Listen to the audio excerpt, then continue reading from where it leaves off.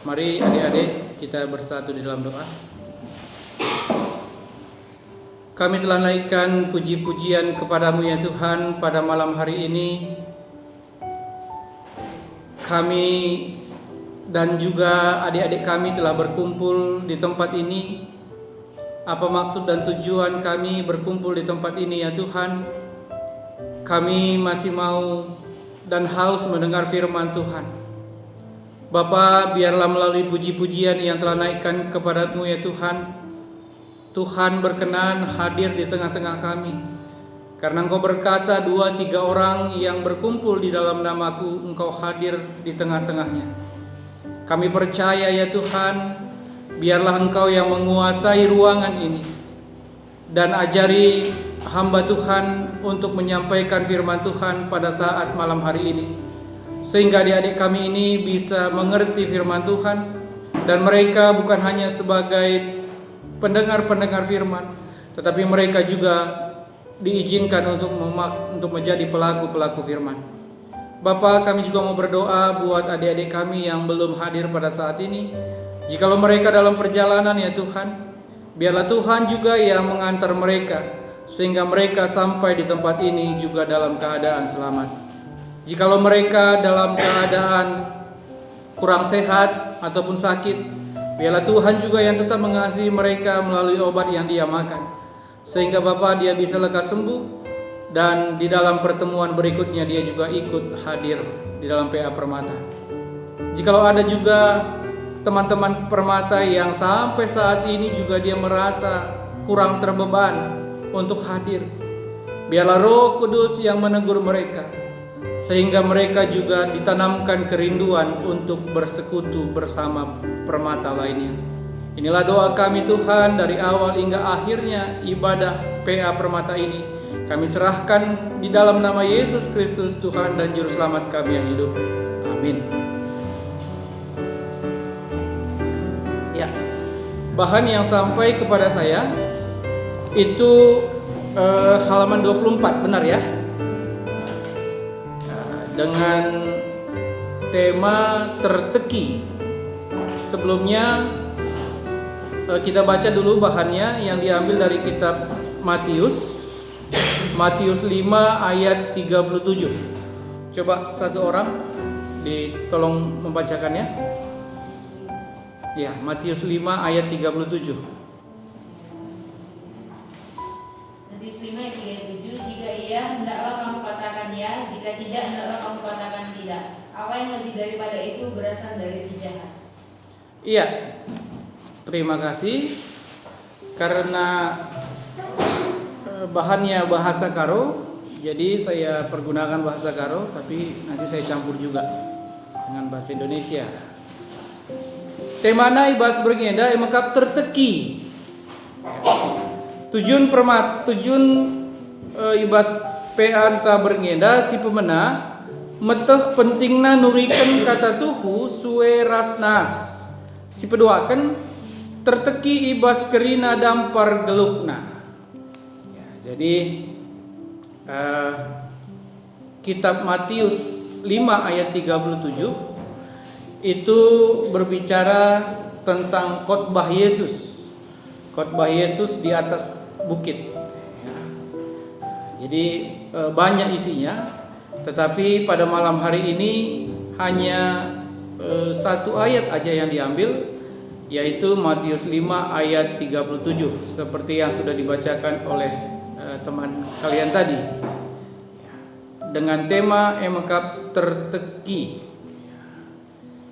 Jadi perlu juga kita evaluasi uga kam sedekah enda, apakah kam enggo terteki ibas sikai kaipe, atau justru ya masih jauh dari masalah terteki ini. Sebab kita mau berusaha firman Tuhan itu benar-benar bertumbuh di dalam tubuh kita. Dan bukan hanya sekedar bertumbuh, tapi berakar dan bahkan berbuah. Kita juga akan ceritakan nanti kaikin pentingnya Apakah ada untungnya orang terteki entah biasa-biasa saja pekari?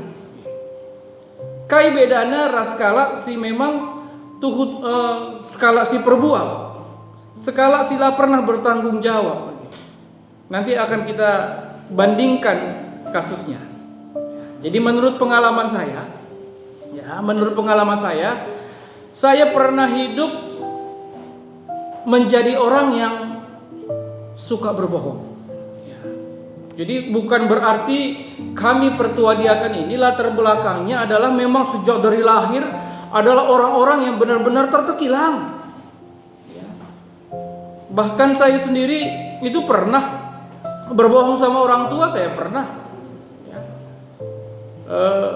melakukan hal-hal yang membuat orang tua ataupun orang lain itu tidak percaya lagi, itu pernah saya lakukan. Tetapi puji Tuhan, saya sudah bertobat. Saya sudah tidak lakukan itu lagi. Dan ada beberapa hal yang memang ketika kita mulai mau melakukan sesuatu dan itu sudah kita biasakan, tidak bisa tidak itu akan menjadi habit loh adik-adik. Itu akan menjadi habit, artinya ketika ada cobaan untuk melakukan ketidakjujuran itu kita tidak senang, ada yang nggak enak, nggak serak di dalam hati kita itu. Nah itu yang mau kita ciptakan, gitu ya. Jadi supaya malam ini kamu tidak sia-sia datang ke tempat ini ber-PA dan mendengarkan firman Tuhan. Masalah terteki endah. Seperti yang saya bilang tadi, saya pernah melakukan satu hal yang saya kira itu hal yang biasa, tapi banyak orang mengatakan itu luar biasa. Apa itu? Mungkin saya pernah juga ceritakan. Saya pernah mendapat handphone yang tidak jelek-jelek kali lah gitu. Kalaupun saya jual itu 1 juta nggak lama untuk menjualnya kembali gitu. Ya, saya pernah ceritakan itu di tengah jalan saya lihat ada orang yang berboncengan itu mau mengambil sesuatu di dompet belakangnya. Tapi handphone itu ada di dompet belakang dan secara tidak sengaja handphone itu terjatuh. Waduh, dia kencang pula cewek berdua. Saya kejar dan saya ambil handphone itu. Dan jangan katakan bahwa pikiran saya adalah pikiran positif semua di situ, enggak juga adik-adik. Ada pikiran negatif yang mengatakan terakam. Wah, terakam. Ini dijual ini bisa cair ini karena handphonenya enggak jelek-jelek kali gitu. Jadi 1 juta pun cepat cair ini. Langsung matikan handphonenya. Ini suara yang pertama loh. Ini suara pertama yang muncul di dalam pikiran saya. Tapi ketika saya jalan terus, ada lagi yang berbicara. Pulangkan. Itu bukan milikku. Nah, jangan beradu ini dua suara ini. Dan puji Tuhan saya dengarkan yang suara yang kedua. Dan saya pulangkan itu. Gampang untuk memulangkan handphone orang itu gampang, bener gak? Bener, bagaimana caranya? Tetap hidupkan aja, jangan dimatikan, tetap hidupkan. Pasti ditelepon itu, pasti ditelepon. Karena saya berpikir betapa susahnya orang ini ketika handphonenya hilang. Bukan masalah harga handphonenya sebenarnya, tapi data-data pribadi, kemudian nomor-nomor orang lain. Kemudian mungkin ada lagi dokumen, saya tahu itu mahasiswa, dua-duanya itu mahasiswi. Dan saya biarkan tetap hidup, akhirnya memang ditelepon. Saya jawab. Pertama dia marah-marah pula itu. Ya wajar lah dikiranya saya maling kan. Nah, jadi siapa ini? Kak, saya temukan handphone kakak di tengah jalan. Tadi saya berusaha kejar, tapi nggak dapat. Gitu kakak sepertinya terburu-buru. Saya mau pulangkan handphone kakak. Oh iya benar pak. Di mana kita ketemu? Di pintu 4 Ursula kak. Oh iya udah ketemu. Jadi kami ketemu. Saya pulangkan. Nah, jadi saya mau bilang apa? Bahwa seperti yang saya sampaikan tadi, ketika itu sudah menjadi habit, kita akan terbiasa untuk melakukan yang berkenan di hati Tuhan. Ya. Jadi lebih enak memang PA ini dibahas melalui kesaksian-kesaksian. Saya juga pernah menjadi mendampingi ya salah seorang jemaat kita sebagai driver lah katakan ya, karena dia juga nggak punya teman untuk ke kampung. Saya temani hampir selama kurang lebih 2 bulan ya. Jadi saya bawa mobil Pajero-nya ke kampung dan bukan pulang pergi, tetapi kira-kira berapa hari di sana pulang lagi ke sini. Dia mungkin karena dia sudah percaya sama saya, tas yang berisi uang itu selalu ditinggalkannya di dalam mobil ketika dia ada kegiatan-kegiatan, dan di mobil itu cuma ada saya. Saya tahu di tas itu banyak uangnya. Jangankan saya ambil, saya sentuh pun enggak. Dan jadi ya singkat cerita, memang seperti yang saya bilang tadi, kalau memang itu sudah menjadi habit adik-adik, pasti kita akan berjalan terus seperti yang Tuhan kehendaki. Ada lagi, ini banyak lagi. Ada lagi, saya bahkan berkali-kali disuruh belanja, baik pembayarannya pakai kartu kredit. 2 kartu kredit dikasih sama saya, sama pin-pinnya dikasih. Jadi itu 3 itu aja. Jadi yang mau saya bilang adalah, apa untungnya kita banci terteki kala sideban? Laban silang yang pertama adalah kita akan mendapat banyak berkat-berkat daripada Tuhan. Ketika kita berbicara berkat adik-adik, jangan langsung dibayangkan bahwa berkat itu adalah uang. Jangan. Berkat itu bisa tidak berwujud sebagai materi, artinya kesehatan itu juga berkat. Banci kam berdalan, banci kam ya melakukan aktivitas yang lain itu juga berkat. Sehat-sehat kam itu juga berkat. Karena ada saatnya uang itu tidak berharga sama sekali loh. Artinya misalnya bagaimana contohnya, Bang? Kamu ada di padang, kamu ada di misalnya kamu sedang camping ini. Sedang camping bersama kawan-kawan lah. Sama kawan-kawan. Kamu bawa persediaan minum gitu. Tapi persediaan minum itu dalam suatu waktu ya habislah katakan. Sementara persediaan minuman teman-teman yang lain itu masih ada. Kamu tentunya butuh minum. Ketika kamu haus, kamu butuh minum. Lalu kamu secara wajar minta minuman kepada teman lu. Teman lu bilang, nggak usah minuman lah, uang aja. Ini uang ku kasih sama kamu. Kira-kira itu berarti nggak sama kamu? Nggak berarti. Untuk apa uang? Yang kamu butuhkan itu minum. Itu makanya suatu waktu ada saatnya uang yang kita anggap segala-galanya itu tidak ada manfaatnya. Nah, itu dia. Itu makanya jangan selalu beranggapan bahwa uang adalah segala-galanya. Tidak juga. Ketika kita sakit juga nanti merincuh kita kai-kaipe, tapi nggak termakan kita. Aku pernah, kalau kata orang asam lambungku kuman, makan sedikit aja langsung muntah. Artinya yang enak dipikirkan, yang kupikirkan pun enak, nggak termakanku lagi gitu. Itu dia. Jadi hati-hati. Jadi apa hubungannya dengan terteki ini, Bang? Mungkin pertanyaan kayak gitu. Ya. Kalau kita tinggal di jalannya Tuhan, kita mau mengatakan iya, kalau memang iya kata kita Matius tadi, dan tidak kepada hal yang memang tidak sesuai dengan kehendak kita, ya kita menjadi orang yang memang berhak untuk menerima berkat Tuhan. Karena kita di situ sudah patuh sama Tuhan. Masalahnya adalah bahkan sudah divonis, sebetulnya bukan divonis, tapi sudah ditersangkakan orang sekalipun, kita masih berkilah. Ini masalahnya sekarang. Sudah banyak fakta-fakta yang mengatakan kita bersalah, tetapi kita masih juga mengarang-arang untuk membenarkan diri. Artinya ya lebih parah. Kan lebih baik ketika kita memang sudah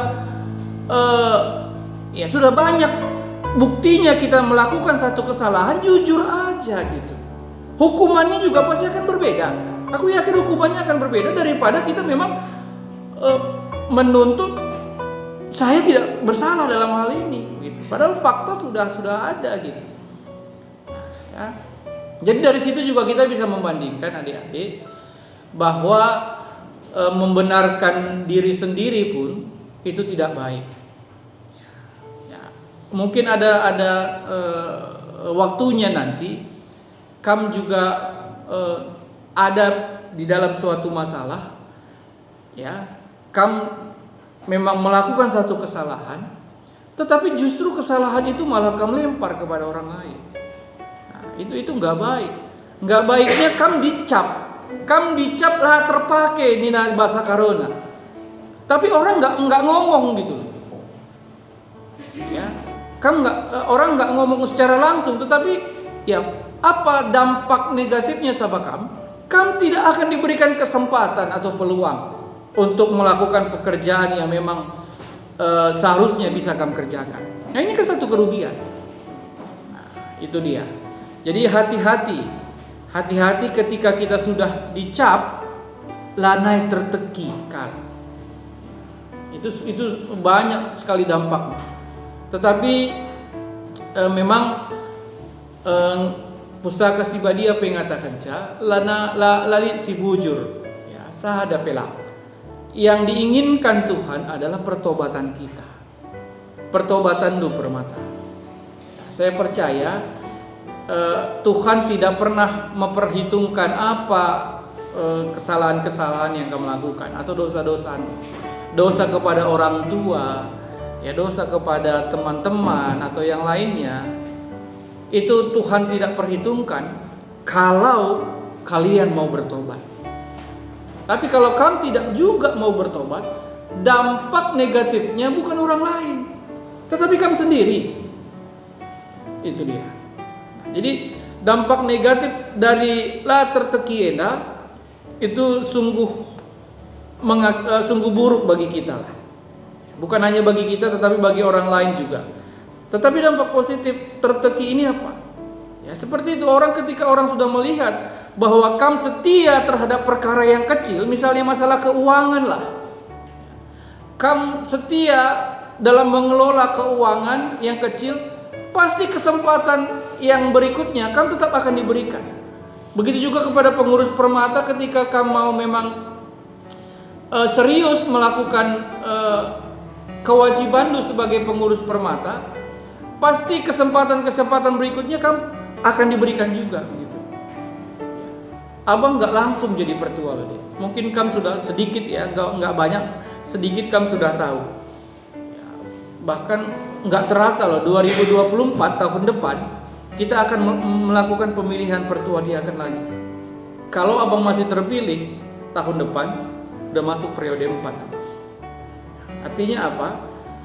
Abang sudah jadi pertua ketika jadi permata, ketika masih permata. Bukan karena hebatku, enggak. Bukan karena memang apalah hebatku dibandingkan dengan orang-orang yang memang jauh lebih tua daripada aku ketika aku masih permata, ketika dicalonkan pertama kali hari itu. Tetapi memang benar-benar ada kerinduanku untuk membangun jemaat sektor terkhusus yang dimana aku ada pada saat itu aja. Ya, aku mau belajar dan yang lain-lainnya dan runggun dan bahkan luar biasanya ada orang yang memang betul-betul menjadi tim kecil tanpa ku bentuk gitu. Ini luar biasa. Karena kamu tahu sendirilah persaingan untuk menjadi terpilih menjadi pertua ini. Ya. Mungkin di satu gereja itu persaingannya tidak luar biasa. Tetapi ada satu gereja itu persaingannya luar biasa loh adik-adik. Saya nggak tahu apa motivasinya. Ya. Saya bahkan pernah berpikir untuk periode yang terakhir ini saya nggak mencalonkan diri lagi gitu. Tapi Tuhan bilang ya jangan begitu, tetaplah ikut dalam pemilihan. Terpilih tidak terpilih itu bukan masalahmu lagi, tetapi tetaplah ikut di dalam proses pemilihan itu. Nah, jadi kesempatan demi kesempatan itu banyak sekali kita raih. Ketika kita memang mau melakukannya dengan serius. Saya pernah, bahkan bukan pernah, tapi beberapa periode saya jadi pengurus permata di Runggun saya waktu itu. Saya dulu di Menciri. Nah, dari situ saya dikasih kesempatan menjadi koordinator tim PI Permata Klasis. Nah, dari situ juga saya diizinkan untuk menjadi ketua pembinaan Permata Klasis. Nah, mungkin kalau saya tidak memilih untuk menikah, kesempatan untuk jadi Permata Pusat juga mungkin ada kesempatan, tapi saya nggak pilih. Nah, dan bahkan yang lucunya lagi, saya sempat ketawai orang-orang, saya diminta jadi penasehat Permata Klasis. Nah, ini sama sekali saya bukan mau membanggakan diri, tetapi ya memang karena kita mau serius melakukan sesuatu dan terteki, maka kesempatan demi kesempatan pasti akan singgah sama kita. Jadi masalahnya adalah kita nggak menganggap bahwa ketika kita jujur itu nggak ada ruginya, nggak ada untungnya. Seperti yang saya katakan tadi, kita selalu menilai keuntungan sesaatnya. Kalaulah saya ambil handphone yang saya temukan itu dan saya jual, memang saya dapat untung. Siapa bilang saya nggak dapat untung? Seperti yang saya bilang tadi, 1 juta cepat itu cair. Tetapi tahukah kalian bahwa ada kerugian-kerugian yang mungkin lebih besar sedang mengintai di belakang? Nanti saya dapatkan 1 juta, bisa aja kerugian yang saya dapatkan nanti 5 juta, 10 juta atau yang lainnya. Dalam bentuk apa, Bang? Saya kecelakaan bisa aja loh. Saya pekerjaan saya di jalan, kalian tahu sendiri. Kecelakaan dan biaya pengobatannya mungkin tidak terbayangkan gitu. Tapi puji Tuhan sampai sekarang saya sehat-sehat. Ya, selalu terhindar dari kecelakaan-kecelakaan yang nyaris terjadi gitu. Nah, ini kan berkat juga gitu. Itu dia. Jadi jangan selalu berpikir bahwa uang, materi itu adalah berkat Tuhan yang paling real. Enggak. Jadi ketika kamu hidup di dalam Tuhan, yang saya bayangkan adalah bahwa cara berpikir ini, inspirasi yang Tuhan tanamkan dalam pikiran kita itu berkat juga loh. Jangan sepele dari situ. Inspirasi, kita mau berbuat apa?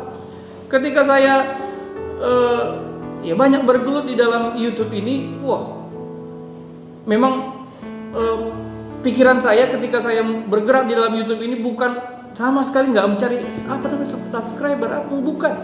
Tapi saya justru banyak belajar loh. Saya banyak kumpulkan bahan-bahan. Jadi banyak tahu jadinya. Nggak kayak gitu, ya belajar sekedarnya aja. Nah, jadi mau tidak mau Tuhan sedang membimbing kita. Tuhan sedang menciptakan kita menjadi orang-orang yang berguna. Di dalam Alkitab juga ada, adik-adik, mungkin kalian ingat dengan tokoh yang namanya Ananias dan Safira.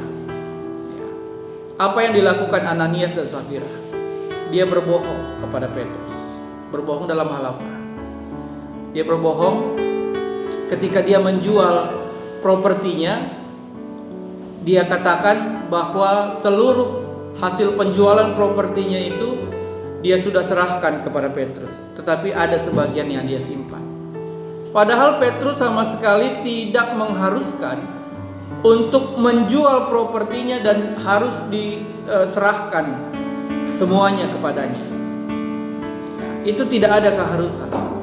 Tetapi yang Petrus inginkan adalah kejujuran Ananias dan Safira ini. Ketika dia ditanya pun dia berbohong. Hati-hati. Petrus sudah tahu apa yang ada dalam pikiran kalian. Petrus Tuhan maksud saya. Tuhan sudah tahu apa yang ada dalam pikiran kalian. Sebelum kalian melakukan satu hal pun, Tuhan sudah tahu. Itulah yang ditaruhkan ke dalam pikiran si Petrus sehingga Petrus bisa tahu. Saya mungkin pernah bilang sama kalian, mungkin ini merupakan satu karunia kepada orang-orang yang belajar ngawan. Pernah saya katakan itu. Saya pernah tahu ada seorang pekerja yang hidupnya tidak jujur. Saya katakan sama kakak kalian, ini orangnya nggak jujur ini dalam bekerja ini. Padahal dia di kampung, saya di Medan, dan saya nggak begitu kenal sama orang itu. Tapi tahu, ya kakak kalian bingung, dari mana kamu tahu? Kalau kamu tanya aku dari mana aku tahu nggak tahu dari mana. Tahu kalian, beberapa bulan yang akan datang ketika saya katakan itu, orang itu udah dipecat. Orang itu udah dipecat karena ya ketidakjujurannya. Saya bingung, saya tahu dari mana begitu. Informasi tidak ada, bukti tidak ada, tapi kenapa saya bisa tahu? Petrus juga tahu kalau Ananias dan Safira pada saat itu sedang berbohong. Itu dia. Jadi hati-hati. Ya, Tuhan itu tidak bisa dibohongi. Mungkin orang tua atau orang lain itu bisa dibohongi. Itu makanya orang sampai sekarang masih mau korupsi. Tapi Tuhan tahu. Dan ya lihat sendiri. Bahkan ketua umum partai pun banyak yang sudah masuk ditangkap KPK. Gubernur, wali kota sudah banyak yang ditangkap KPK. Tuhan tahu. Ya, Tuhan tahu dan mungkin hal itu dikasih tahu ke beberapa orang misalnya. Atau kepada pihak kepolisian, pihak KPK misalnya. Oh, di situ nanti ada transaksi itu. Untuk ngasih uang kepada pejabat-pejabat, katanya kepada KPK mungkin. Sehingga tertangkap tangan lah. Jadi hati-hati adik-adik ya. Masalah terteki enda ini hal-hal yang memang gampang-gampang susah untuk dilakukan. Tapi seperti yang saya bilang, ketika kamu sudah mau melakukannya, itu akan bisa menjadi habit untuk kalian, kebiasaan untuk kalian. Jadi ketika nanti ada peluang-peluang yang membawa kalian untuk tidak jujur, ya, untuk tidak melakukan hal-hal yang baik, kalian pasti menolak dalam hati. Itu suara Tuhan loh, hati-hati ya. Suara Tuhan juga harus didengar, jangan diabaikan. Ketika itu kalian abaikan, ya kita sendirilah yang mendapat kerugian-kerugiannya. Oke, mungkin ini aja yang bisa saya sampaikan. Nanti kalau ada di diskusi nanti si pegedangka, jujur. Ya.